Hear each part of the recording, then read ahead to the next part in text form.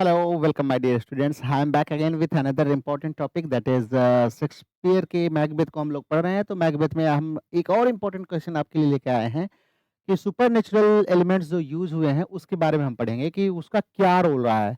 The role of the supernatural in Macbeth. Macbeth में supernatural का क्या रोल रहा है उसी के बारे में हम पढ़ेंगे। तो चलिए ज़्यादा देर नहीं करते हैं, हम लोग फटाफट अपने काम पे लग जाते हैं और पढ़ाई करते हैं। इंट्रोडक्शन आइए लिखते हैं, देखते हैं कैसे इंट्रोडक्शन लिखा जाएगा। तो इन मैकबेथ अगर हम बात करें तो William Shakespeare makes powerful use of the supernatural to shape atmosphere, influence character and intensify tragic moment. William Shakespeare महोदय जो हमारे जो है one of the greatest dramatist of the world हैं कह सकते हैं, and the greatest dramatist of Elizabethan period हैं।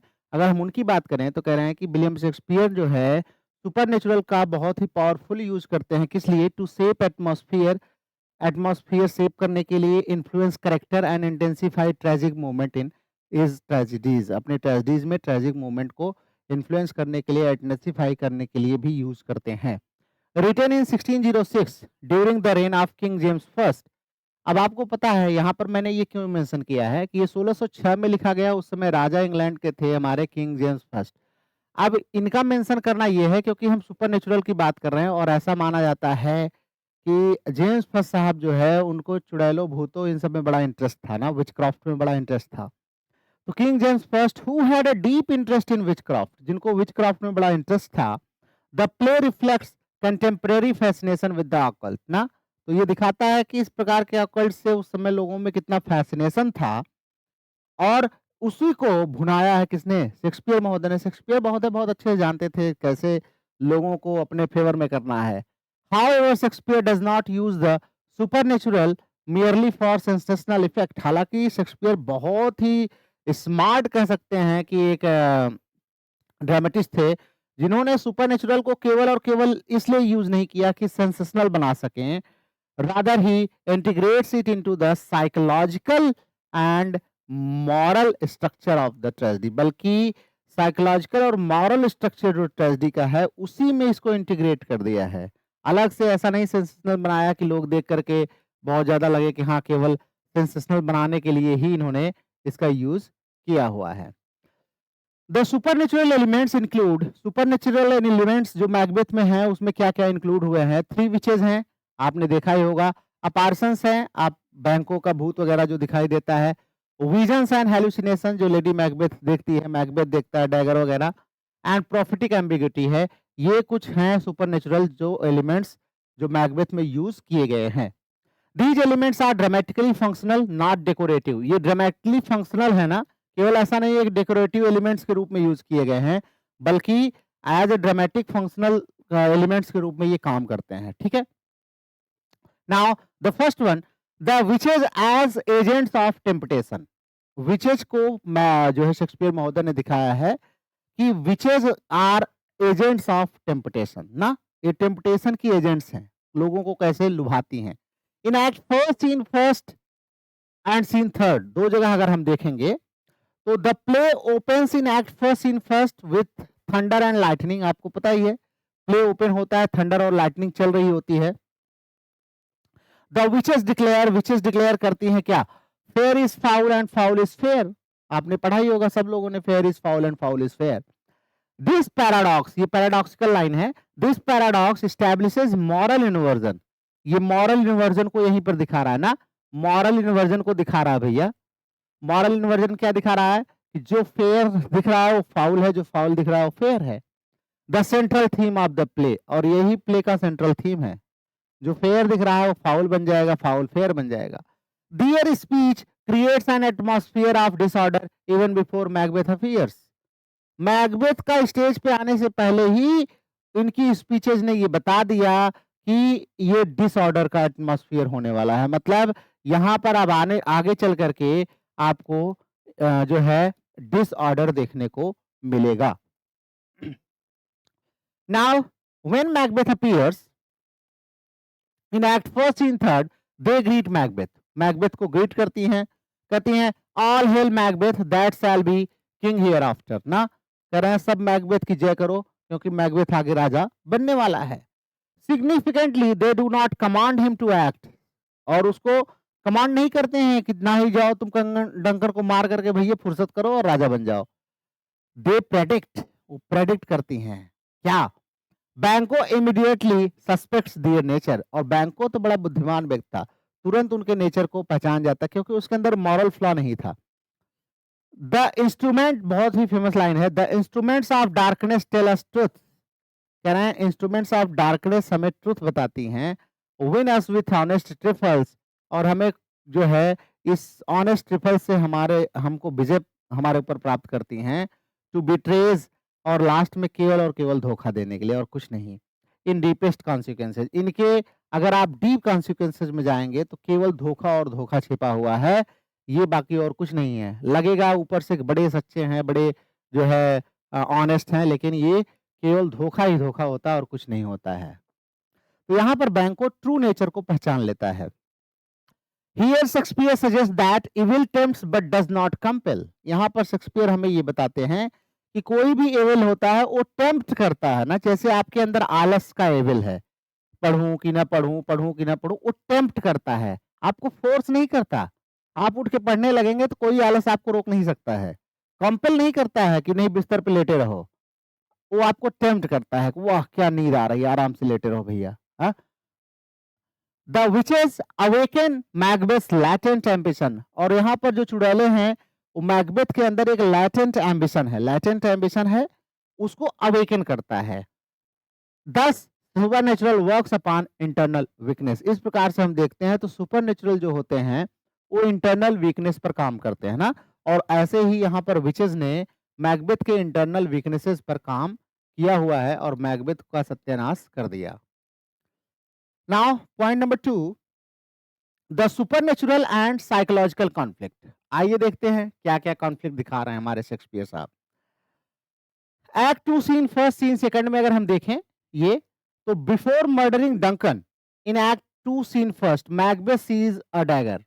भाई मैकबेथ एक डैगर देखता है, ये भी सुपरनेचुरल है, ध्यान रखना। हैलुसिनेशन भी हमने आपको शुरू में बता दिया है, ध्यान रखिएगा। बहुत सारे लोगों को ये लगेगा सुपरनेचुरल मतलब केवल भूत प्रेत चुड़ैल यही सब, नहीं। सुपरनेचुरल मतलब जो नेचुरल से अलग हो ना, तो नेचुरल में तो आप हमेशा तो हेलुसिनेट करते नहीं है, जब आप हेलुसिनेट कर रहे हैं that is supernatural.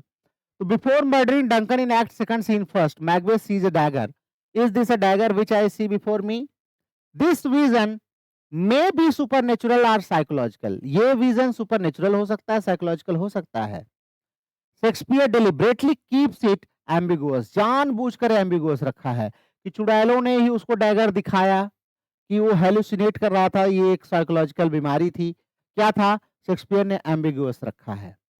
The dagger symbolizes temptation and moral confusion, dagger केवल और केवल यहाँ पर शेक्सपियर ने यूज किया है मैकबेथ को और टेम्प्ट करने के लिए। मैकबेथ मर्डर किससे करेगा? डैगर से करेगा, और मॉरल कंफ्यूजन क्रिएट करने के लिए, मॉरल कंफ्यूजन के लिए।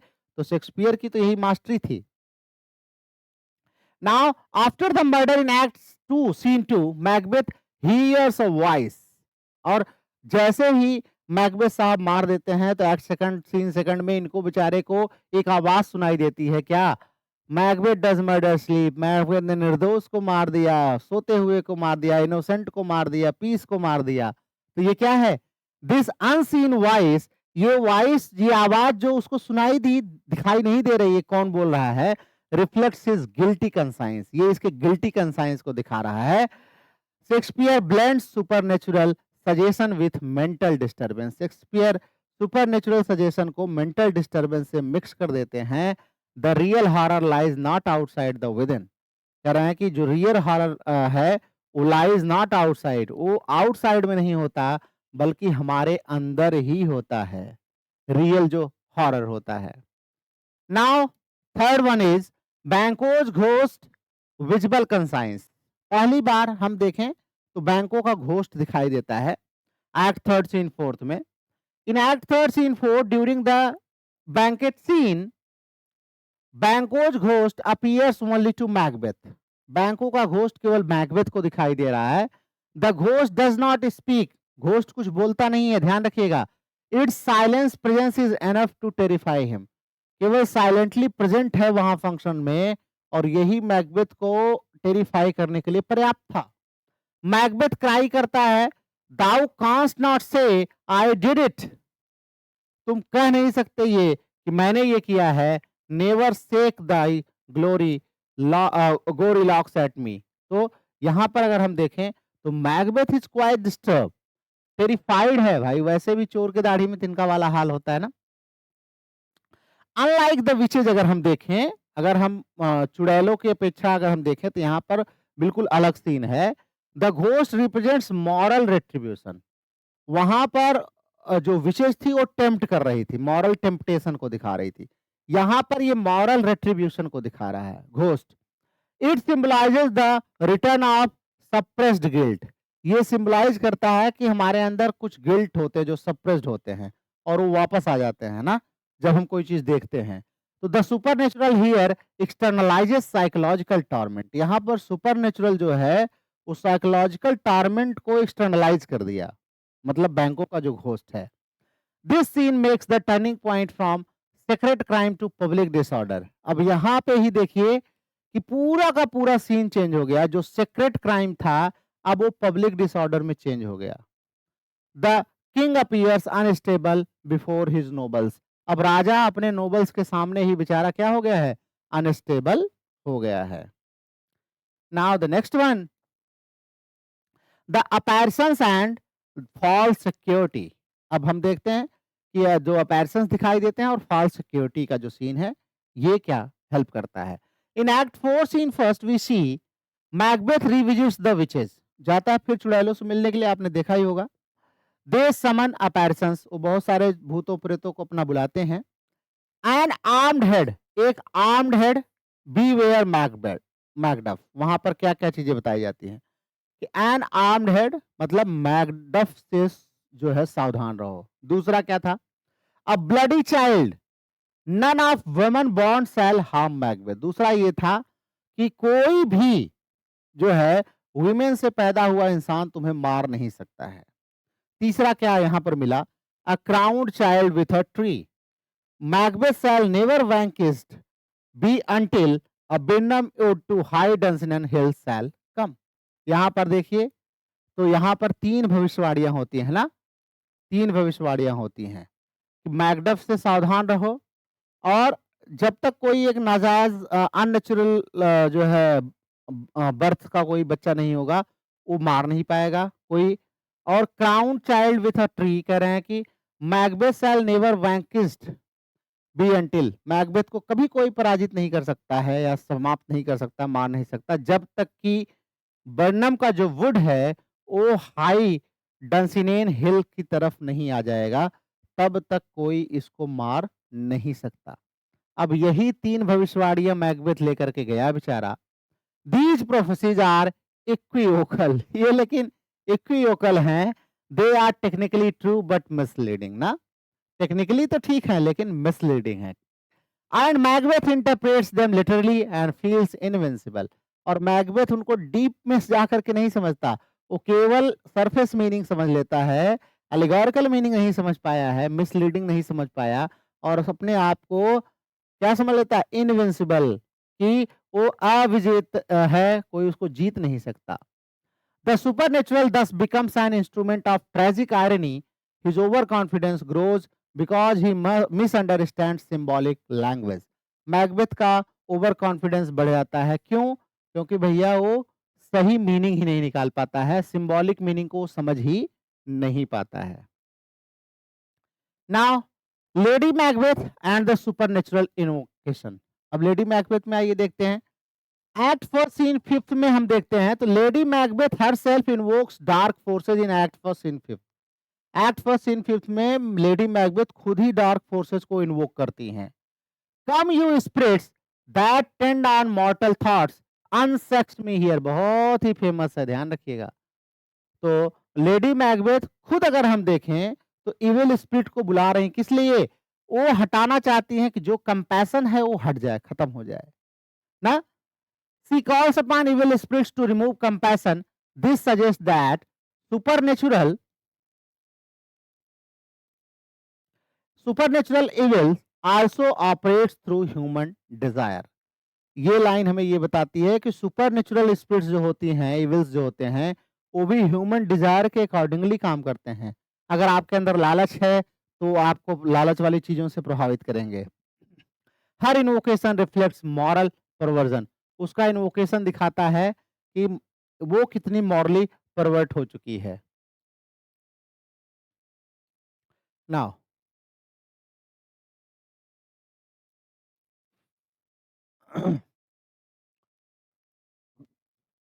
However later in act 5th scene first, बाद में एक्ट 5th सीन फर्स्ट में हम क्या देखते हैं?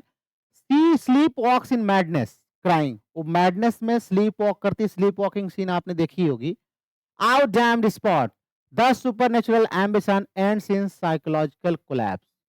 शुरू में जो उसका सुपरनेचुरल एम्बिशन था, वो डार्क स्पिरिट्स को बुला रही थी ना, कंपैशन रिमूव करने के लिए, अब वही उसका साइकोलॉजिकल कोलैप्स बन गया है, साइकोलॉजिकल कोलैप्स बन गया है। Now supernatural as atmosphere, Shakespeare ने सुपरनेचुरल को एटमॉस्फेयर के रूप में कैसे दिखाया है? Throughout the play unnatural events mirror moral disorder, पूरे प्ले में देखें तो अननेचुरल इवेंट्स जो है वो दिखा रहे हैं कि there is moral disorder in the country. Duncan's horses eat each other, Duncan के हॉर्सेज एक दूसरे को खाने लगते हैं, ईट ईच अदर, देखते हैं ये सीन क्रिएट की जाती है एक्ट सेकंड सीन फोर्थ में। Darkness covers the earth during the day time, दिन में ही अंधेरा पूरे धरती पर छा जाता है। Storm and thunder accompany the witches, और जब चुड़ैलें आती हैं तो उनके साथ थंडरिंग लाइटनिंग और स्टॉर्म आता है। Shakespeare uses nature itself as a part of the supernatural framework, Shakespeare nature को सुपरनेचुरल फ्रेमवर्क का एक पार्ट बनाते हैं। Disorder in the state reflects disorder in the cosmos, state में जो डिसऑर्डर है वो दिखाता है कि पूरे कॉस्मॉस में कैसे डिसऑर्डर फैला हुआ है। नाउ क्रिटिकल इंटरप्रिटेशन हम कर लेते हैं, then we shall end this question. Critical differ in interpretation, critics अलग अलग डिफरेंस अपना बताते रहते हैं। Some argue the witches control destiny, कुछ कहते हैं कि विचेज डेस्टिनी कंट्रोल करती हैं। Other believes they symbolise inner evil, और कुछ लोग कहते हैं कि विचेज कुछ भी नहीं है, वो हमारे अंदर की जो बुराई है वही विचेज हैं। A balanced view suggests that the supernatural initiates but does not determine action. एक बैलेंस तरीके से हम देखें तो सुपरनेचुरल जो होते हैं वो किसी चीज की शुरुआत तो करते हैं, लेकिन हमारे एक्शन को डिटरमाइन नहीं करते, हम काम करेंगे ही। Macbeth chooses freely, Macbeth freely choose करता है, ऐसा नहीं प्रेशर था। Therefore the tragedy remains moral rather than fatalistic, इसीलिए मॉरल ट्रेजेडी है ये, फैटलिस्टिक ट्रेजेडी नहीं है, ध्यान रखिएगा।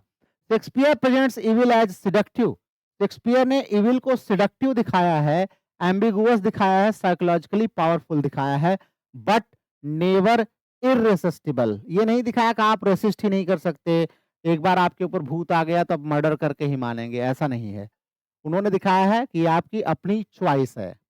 एंड सो टू कंक्लूड, हम कह सकते हैं कि the supernatural Macbeth performs multiple dramatic functions, Macbeth में ये बहुत सारे ड्रामेटिक फंक्शंस करते हैं। Establishes dark atmosphere, tempts the hero, symbolises guilt, creates tragic irony, intensifies psychological conflict, it deepens the moral complexity of the play rather than simplifying it into a tale of fate, केवल fate की एक कहानी न बना करके supernatural जो है play को और मॉरली कॉम्प्लेक्स बनाती हैं। अल्टीमेटली शेक्सपियर सजेस्ट दैट, कुल मिलाकर शेक्सपियर हमें ये बताते हैं कि external evil can influence but can not destroy a man, आपके बाहर की जो एक्सटर्नल इविल है, बुराई है, मतलब जो दोस्त सिगरेट पीता है, दारू पीता है, उसके साथ आप रहते हैं तो वो आपको इन्फ्लुएंस कर सकता है, डिस्ट्रॉय नहीं कर सकता। कब तक? अनलेस ही अलाउज इट, जब तक आप खुद उसको अलाउ ना करें, लाओ दो सुत्ता मैं भी मार लेता हूँ, तब तक कोई डिस्ट्रॉय नहीं कर सकता, केवल इन्फ्लुएंस कर सकता है। The real battlefield lies within the human soul, और असली जो युद्ध है वो तो मनुष्य के अंदर ही है ना, ह्यूमन सोल के अंदर ही है। तो यहाँ आकर के हमारा ये समाप्त हो जाता है। तो ये दो इंपॉर्टेंट क्वेश्चन हैं, दोनों को आप अच्छे से तैयार कर लीजिए, और कोई भी क्वेश्चन आपको आएगा तो आप यहाँ से आंसर बना करके लिख सकते हैं। और ये दोनों आ गए तो आप एकदम बेहतरीन तरीके से एज इट इज लिख देंगे, तो आपको बहुत अच्छे मार्क्स मिलेंगे। इसको तैयार जरूर कर लीजिएगा और खुद से लिखने की प्रैक्टिस करिए, tomorrow you are going to have your subjective test. तो ध्यान रखिएगा, be ready for your test. Till then take care of yourself, see you in next video.